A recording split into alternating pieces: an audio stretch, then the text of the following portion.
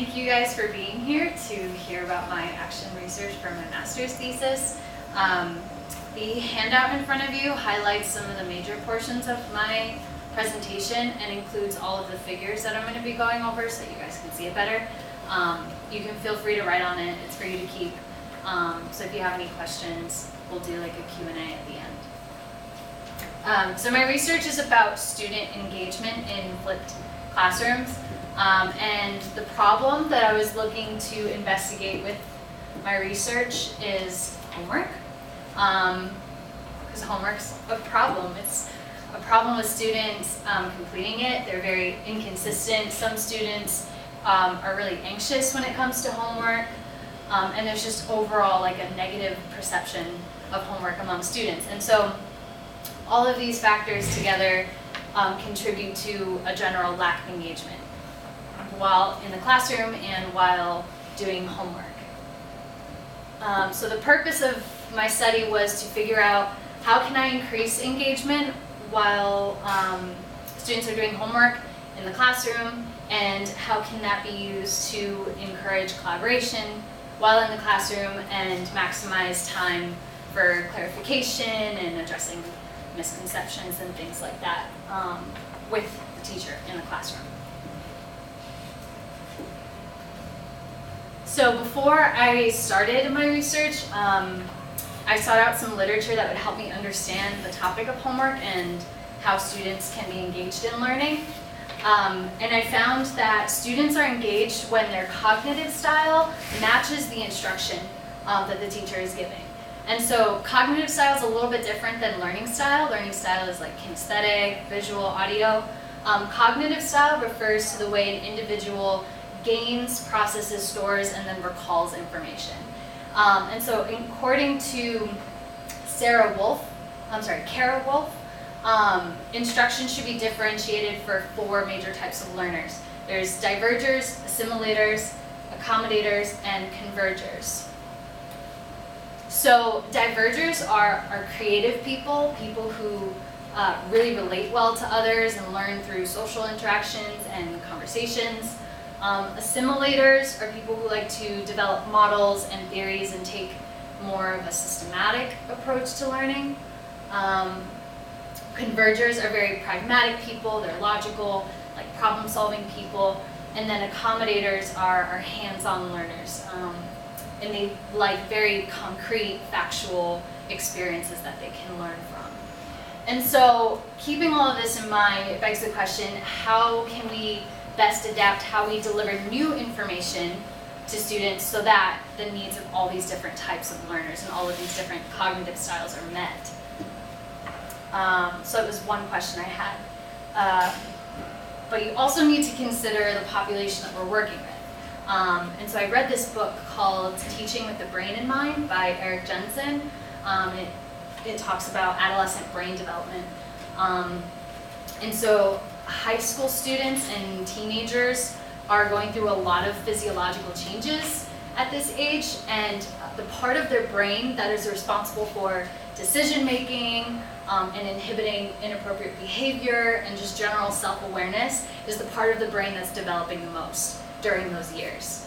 And so how can we expect students to perceive homework as something that isn't worthless, something that's valuable, when they're not able to make wise decisions or not even self-aware? And so it's our job as educators to encourage students to find that value and meaning in their homework.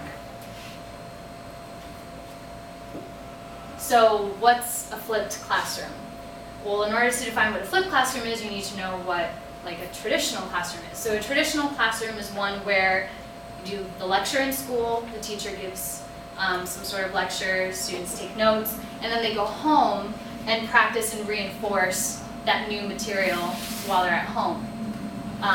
The flipped classroom is the opposite. So they're listening to lecture at home, taking notes at home, and then when they're in the classroom, that's when they're practicing or reinforcing that new information. And so Jonathan Bergman lists a few reasons why flipped classrooms can be valuable. One reason is that students speak tech. Our students are born in a technology age. Like, they don't know life without Google or without smartphones. And so instead of banning technology in the classroom, we could try to find a way to leverage it so that students can learn.